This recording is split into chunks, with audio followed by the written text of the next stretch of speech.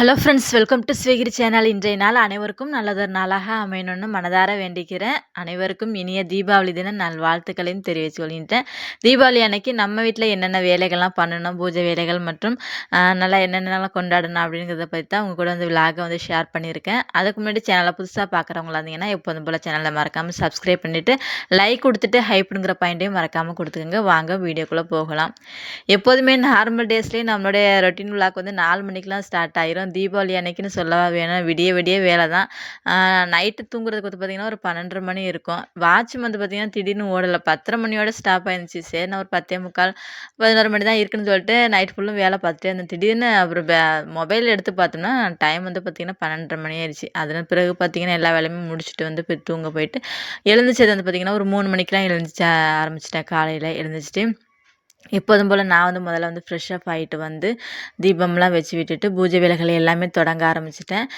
தீபாவளி அன்னைக்குன்னு பார்த்திங்கன்னா என்னுடைய அத்தையை வந்து அவங்களுடைய வேலை என்னென்னு பார்த்திங்கன்னா அந்த வடை போடுறது மெயினாக அவங்கள்ட்ட வந்து கொடுத்துருவேன். ஏன்னா அது கொஞ்சம் கொஞ்சம் நம்ம பொறுமையாக இருந்தது போடுற மாதிரி இருக்கும். நம்மளால் டைம் வந்து மற்ற வேலைகள்லாம் பார்க்க முடியாது. அதனால் வந்து இப்போ வடை போடுற வேலை 2 வடையுமே அவங்க போட்டுருவாங்க. உளுந்து வடையும் மசாலா வடையுமே போட்டுருவாங்க. மற்ற வேலைகள் அந்த சாம்பார் வைக்கிறது, சட்னி வைக்கிறது அந்த வேலையெல்லாம் நான் வந்து பார்க்குற மாதிரி இருக்கும். நாள் ஃபுல்லுமே வந்து பார்த்திங்கன்னா தீபாவளிக்கு ஏதோ அடுப்பாலேயே நம்ம நின்றுட்டுருக்க மாதிரிக்கு தான் ஃபீல் ஆகும். அது எல்லா பெண்களுக்குமே உள்ளது தானே இல்லையா? அது மாதிரின்னு பார்த்திங்கன்னா நைட்டே வந்து சொல்லிட்டேன் எங்கள் வீட்டில். என்னுடைய கணவர் வந்து பார்த்திங்கன்னா எழுப்புறது சாதாரண விஷயம் கிடையாது. அவங்க வந்து எழுந்திக்கணும்னு நினச்சா சீக்கிரமாக எழுந்திரிச்சிருவாங்க. ஆனால் கொஞ்சம் டயர்டு அவங்களுமே பார்த்திங்கன்னா ஃபுல் அண்ட் ஃபுல் அந்த பைக்லேயே போயிட்டு எல்லா திங்ஸுமே வாங்கிட்டு வந்துட்டு ரொம்ப டயர்டாக அவங்களுமே தான் இருந்தாங்க. அதனால் நான் நைட்டே சொல்லிட்டேன், காலையிலே வந்து கொஞ்சம் ஏர்லி மார்னிங்கே எழுந்திரிச்சிடணும் அப்படின்னு சொல்லவும் கரெக்டாக அவங்களும் பார்த்திங்கன்னா ஒரு 5 மணிக்கெலாம் வந்து எழுந்திரிச்சிட்டாங்க. எழுந்திரிச்சிட்டு வந்து நான்வெஜ் ஐட்டம்லாம் கொஞ்சம் வாங்க வேண்டியது இருக்கிறதுனால வந்து சரி இப்போ நான் எங்கள் ஊர் சைட்லாம் வந்து பார்த்திங்கன்னா ஆண்கள் தான் வந்து பார்த்திங்கன்னா அந்த படையல் இதெல்லாம் வந்து சாமி வந்து கும்பிடுவாங்க. நம்ம பூஜை அறையில் சாமி கும்பிட்றோம் இல்லையா, அது பெண்கள் செய்யாமல் ஆண்கள் தான் வந்து படைப்பாங்க. அதனால வந்து நீங்கள் வந்து சாமியை படைச்சிட்டு அதுக்கப்புறம் போய் நான்வெஜ் எடுத்துகிட்டு வாங்க அப்படின்னு சொல்லிட்டு வந்து சொல்லியிருந்தேன். நேற்று அவங்க தான் வந்து படைச்சிருந்தாங்க. குலோப்ஜாம்லாம் வந்து பார்த்திங்கன்னா நைட்டே வந்து செஞ்சுட்டேன். ஏன்னா ஜீரால் நல்லா ஊறினா தானே நல்லாயிருக்கும் அப்படிங்கிறதுனால குலோப்ஜாம் மட்டும் நைட்டு வந்து செஞ்சு வந்து ஊற வச்சுட்டேன். அது நல்லா சூப்பராகவுமே வந்து ரெடியாக இருந்துச்சு. குலோப்ஜாம் நல்லா அந்த ஜீராவில் வந்து ரொம்ப நேரம் வந்து நல்லா ஊறி இருந்துச்சு. அதன் பிறகு காலையில் ஸ்பெஷலாக பார்த்திங்கன்னா எப்போதும் போல் தான் மசால் வடை, கொஞ்சம் உளுந்து வடை கொஞ்சம் போட்டிருந்தேன். அப்புறம் சுழியம் சில பேர் ஊரில் வந்து சுழியம்னு சொல்லுவாங்க, சில பேர் வந்து சுயம்னு சொல்லுவாங்க. நீங்கள் எப்படி சொல்லுவீங்கன்னு சொல்லிட்டு மறக்காமல் கமெண்ட்ஸில் சொல்லுங்கள். எங்கள் ஊர் சைடெலாம் வந்து பார்த்திங்கன்னா சுழியம்னு தான் வந்து சொல்லுவாங்க. புதுக்கோட்டை சைடு நாங்கள் அதுங்கெல்லாம் வந்து பார்த்திங்கன்னா சுழியம் அப்படின்னு தான் வந்து சொல்லிடுவாங்க. அப்புறம் ஸ்வீட்ஸ்லாம் வந்து நிறைய வந்து செய்யலை. போன வருஷம் ஃபுல் அண்ட் ஃபுல்லும் எல்லாமே வீட்டில் தான் வந்து செஞ்சுருந்தோம். முறுக்கு, அதிரசம், அப்புறம் இந்த சோமாஸ் இருக்குல்லையா அது, அப்புறம் இந்த தட்டை, வேறு என்ன அந்த மாதிரி நிறையா பார்த்திங்கன்னா எல்லாமே ஃபுல் அண்ட் ஃபுல் வீட்டில் தான் செஞ்சுருந்தோம். இந்த டைம் வந்து செய்கிறதுக்கான வாய்ப்பு ரொம்ப கம்மி. என்னுடைய அத்தையும் வந்து பார்த்திங்கன்னா அங்கே சித்தி ஊருக்கு வந்து போயிட்டாங்க. அவங்க ஞாயிற்றுக்கிழமை போல் தான் வந்தாங்க. அப்புறம் தம்பிக்குமே வந்து பார்த்திங்கன்னா உடம்பு சரியில்லை. இந்த மழையில் நனைஞ்சு நல்லா ஆட்டம் போட்டு அவனுக்குமே ஃபீவர். அதனால் வந்து ஒரு வேலையுமே என்னை பார்க்க விடலையா, அதனால் எந்த இதுவுமே இந்த டைம் வந்து பலகாரங்கள் அதிகமாக செய்யலை. எல்லாமே கடையில் வந்து சும்மா 2 பாக்கெட் வாங்கி சாப்பிட்றதுக்காக படைக்கிறதுக்கு மட்டும் வச்சு வந்து படைச்சி தீபாவளி அன்னைக்கு பலகாரம் வந்து ரெடி பண்ணியிருந்தேன். அப்புறம் துணியெலாம் இருக்குல்ல, புது ட்ரெஸ் எல்லாமே நைட்டே வந்து அந்த டேபிளை க்ளீன் பண்ணி எடுத்து வச்சுட்டேன் உள்ளே. ஏன்னா வந்து காலையில் நம்ம அவசரமாக ஏதாச்சும் ஒன்று தேடணும்னா ஏதாவது ஒரு பொருள் வந்து மிஸ் ஆயிரும். அதனால் வந்து நைட்டு பொறுமையாக வந்து பார்த்திங்கன்னா எல்லா ட்ரெஸ் எல்லாம் வந்து எடுத்து பூஜை அறையில் வச்சுட்டேன் படைக்கிறதுக்கு. மழை வந்து பார்த்திங்கன்னா காலையில் பிடிச்ச மழை தான். விடிய விடிய நான் சொல்லிகிட்டு இருந்தேன், ஒரு மதியம் சாப்பாடெலாம் முடிச்சுட்டு ஒரு 3 மணியை போல் வந்து நம்ம பீச்சுக்கு போகலாம் அப்படின்னு வந்து என்னுடைய கணவர்கிட்ட வந்து சொல்லிக்கிட்டு இருந்தேன். அவங்க சொன்னாங்க, நீ ஃபுல்லுமே மழை தான் வர மாதிரி இருக்கேன், போக முடியாது அப்படிங்கிற மாதிரி வந்து சொல்லிட்டு இருந்தாங்க. பாப்பாட்ட வேறு சொல்லிட்டேன், நீ பீச்சுக்கு போவோன்னு சொல்லிட்டு. அவங்களுக்குமே ரொம்ப சந்தோஷம். சரி போவோம்னு சொல்லிட்டு பார்த்திங்கன்னா மழை வந்து விடவே இல்லை.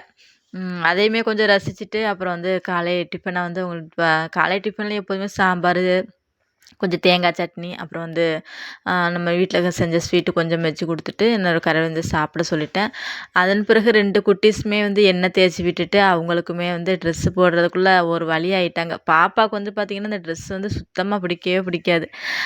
நம்மளுடைய அந்த ட்ரெஸ்ஸு எடுக்கும்போது கூட ஒரு விலாக் குடுத்துருப்பேன் இல்லையா? அது மேக்ஸிமம் வந்து பார்த்திங்கன்னா, இந்த காட்டன் தான் விரும்புவாங்க. காட்டன்லேயுமே அந்த ஃபேண்ட் ஷர்ட் மாடல் இருக்கு இல்லையா? அந்த பியூரா உள்ளது அது மட்டும் தான் அது வந்து போட வந்து விரும்பும். மற்றபடி இந்த மாதிரி ஃப்ராக் ஐட்டம், அப்புறம் வந்து அந்த பாவாடை சட்டை, அந்த குத்தும் இல்லையா? போடும்போதே ஒரு மாரி அந்த நரம்பு வந்து அவங்களுக்கெல்லாம் பிடிக்காதுன்னு நினைக்கிறேன். நரம்பு உள்ள அந்த அந்த லேசான நரம்பு வந்து இந்த ஃப்ராக்லலாம் குடுத்துருப்பாங்கல்ல, அது என்னமோ மாரி தெரியும் போல அவங்களுக்கு. அதனால பாப்பா சுத்தமா விரும்பவே விரும்பாது. அப்புறம் எப்படியோ மல்லு கட்டி போட்டுக்கணும். ஏன்னா ஃபங்ஷன் இந்த மாதிரிலாம் போகும்போது நம்ம இந்த மாரி ட்ரெஸ் போட்டிருந்தா தான் நல்லாயிருக்கும். அங்க ஃபேண்ட் ஷர்ட் வந்து போட முடியாது இல்லையா? தம்பி பையன் அதுக்கு மேல அவனுக்கு வந்து இந்த சட்டைங்கிறதே எடுக்கக்கூடாது. போடும்போதே அந்த சட்டை இருந்துச்சுன்னா போட மாட்டான். ஷர்ட் தான் போடுவான்.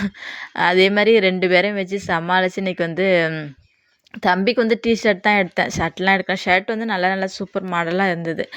எங்க வீட்ல கூட கேட்டிருந்தாங்க. சும்மா நார்மலா வீட்டுக்கு போடுற மாரிக்கு எடுத்துருக்கிறியேன்னு சொல்லிட்டு கேட்டிருந்தாங்க.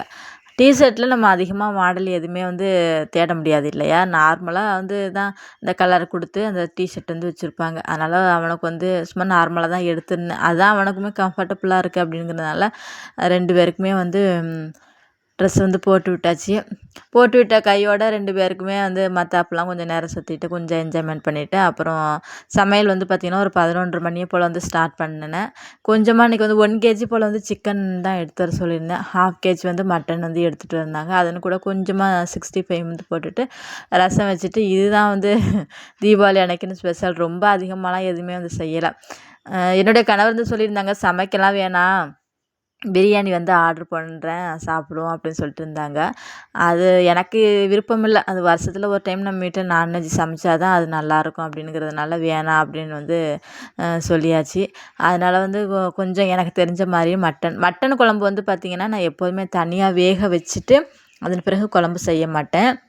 அப்படியே குக்கரில் வந்து பார்த்திங்கன்னா, வெங்காயம், தக்காளிலாம் தாளிச்சிட்டு, மசாலா பொருட்கள் எல்லாம் போட்டுட்டு, மட்டனையும் ஒரு 5 நிமிஷம் நல்லா வேக வச்சுட்டு, அப்புறம் வந்து தேங்காய் பால் தான் நான் வந்து ஊற்றுவேன் குழம்புக்கு எப்போதுமே நல்லாயிருக்கும். அது தேங்காய் பால் ஊற்றி ஒரு 2 விசில் வச்சோம்னா போதும், சூப்பராக வந்து வெந்துடும்.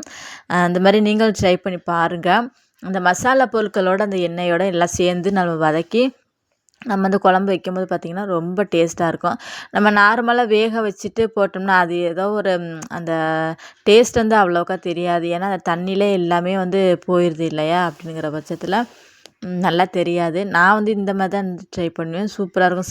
மட்டனுமே நல்லா வந்து வெந்துரும். எவ்வளோ ஹார்டாக இருந்தாலுமே நல்லா வெந்துரும். ஏன்னா, எண்ணெயிலே போட்டு நம்ம நல்லா வதக்கும்போது, அதில் வந்து நல்ல சாஃப்ட்னஸ்ஸாக வந்து வந்துரும். அப்படிதான் நான் வந்து மட்டன் குழம்பு வந்து வச்சுருவேன். சிக்கன் குழம்புக்கு சிக்கன் கிரேவி மாரிக்கு கொஞ்சம் செமி கிரேவி ஊற்றிக்கிற மாரிக்கு வந்து சிக்கன் கிரேவியுமே வந்து வச்சுருந்தேன்.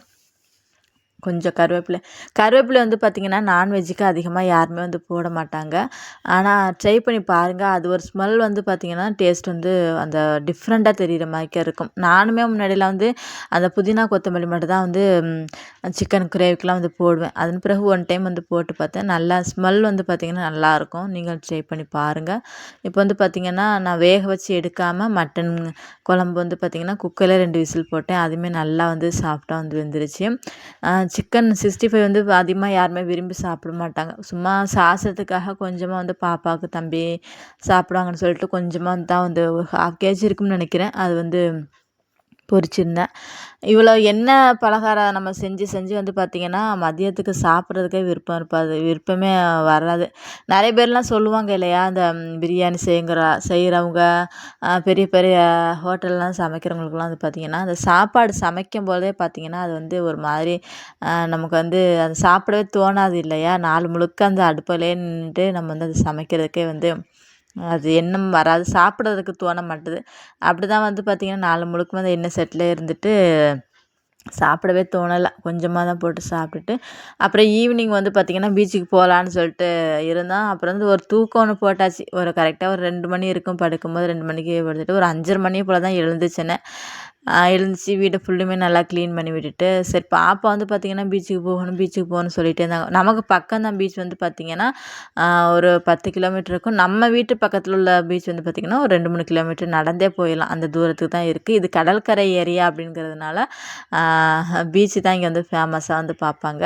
அதுவும் நம்ம இப்போ நம்ம இருக்கிற காரைக்காலுங்கிறதுனா காரைக்கால் பீச்சில் வந்து எப்போவுமே செட்டிங்காக அந்த குழந்தைங்கள்லாம் விளையாடுவாங்க இல்லையா, ராட்டினத்துலேருந்து நல்ல பொம்மை கார்ட்டூன்ஸ்லாம் நல்லா என்ஜாய் பண்ணுற அளவுக்கு வந்து பார்த்திங்கன்னா அந்த காரைக்கால் பீச்சில் வந்து அப்படியே எப்போதும் பர்மனெண்ட்டாக போட்டிருப்பாங்க. சண்டே எல்லாம் பார்த்திங்கன்னா நல்லா ஹாலிடே லீவ்ஸ்லலாம் நல்லா வந்து எல்லாருமே என்ஜாய் பண்ண வருவாங்க. அதனால் எப்பொழுதுமே வந்து அந்த ராட்டினம்லாம் வந்து இருக்கும். வீட்டை விட்டு கிளம்புறதுக்கு முன்னாடி சாஸ்திரத்துக்காக கொஞ்சோண்டு ஒரு புஸ்வானமும் விட்டுட்டு அப்புறம் வந்து கிளம்பிட்டோம். நல்லா என்னுடைய கணவர் வந்து பார்த்திங்கன்னா வெடிக்கவே மாட்டாங்க. அவங்க அதிகமாக வெடிச்சு நான் பார்த்ததே கிடையாது. சும்மா லைட்டாக ஒரு மத்தாப்பு மட்டும் விடுவாங்க. அதுக்கு ஏன்னு கேட்டோம்னா அது வெடிக்கக்கூடாதுங்கிற காரணத்துக்காக பறவைகள்லாம் வந்து பாவம் அந்த சவுண்டு கேட்டு வந்து வராது அப்படிங்கிற ஒரு காரணமும் வந்து சொல்லிடுவாங்க. அப்புறம் நான் தான் வந்து அதிகமாக பெரிய பெரிய அளவுலலாம் வெடிலாம் வாங்குறது கிடையாது. எப்போவுமே மத்தாப்பு, இந்த சின்ன கம்பி மத்தாப்பு, சங்கு சக்கரம், புஸ்வானம் இதுதான் வந்து அதிகமாக வாங்குறது. ஏன்னா வெடிக்கிறதுக்கு ஆள் இல்லைங்கிறதுனால. வெடி வந்து வெடிப்பேன். ஓரளவுக்கு தான் வந்து வெடிக்க தெரியும். ரொம்ப அதிகமாகலாம் வந்து வெடிக்கிறது கிடையாது. அதனால் சின்ன குழந்தைங்க வந்து யூஸ் பண்ணுற மாதிரிக்கு மட்டும் வெடி வாங்கிட்டு வாங்க, ரொம்பலாம் வேணாம் அப்படின்னு வந்து சொல்லியாச்சு. அதுவுமே ரேட் வந்து பார்த்திங்கன்னா நெருக்கி ஒரு 1000 போல் வந்துருச்சு. கம்மியாக வாங்கினாலுமே பாதி வந்து எடுத்து வச்சுருக்கேன். கார்த்திகை அன்றைக்கின்னு வந்து நம்ம கொளுத்தலாம் அப்படின்னு சொல்லிட்டு வந்து பாதி வெடியெல்லாம் வந்து எடுத்து வச்சுருக்கிறேன். அதன் பிறகு கொஞ்சம் நல்லா என்ஜாய்மெண்ட்டாக வந்து பார்த்திங்கன்னா தம்பி வந்து காரில் வந்து ஓட்ட ஆரம்பிச்சிட்டாங்க. இந்த கார் வந்து பீச்சுக்கு போனால் எப்போதுமே வந்து ஓட்ட ஆரம்பிச்சிருவான். இது நான் 2, 3 விளாகில் கூட நான் வந்து சொல்லியிருக்கேன் இல்லையா, அந்த காரை விட்டு அவனுக்கு வர்றதுக்கே மனசு வந்து வராது. அங்கே போனதோட வந்து பார்த்திங்கன்னா ஒரு 7 மணி போலலாம் நல்லா வந்து மழை வந்து பிடிச்சிருந்துச்சு.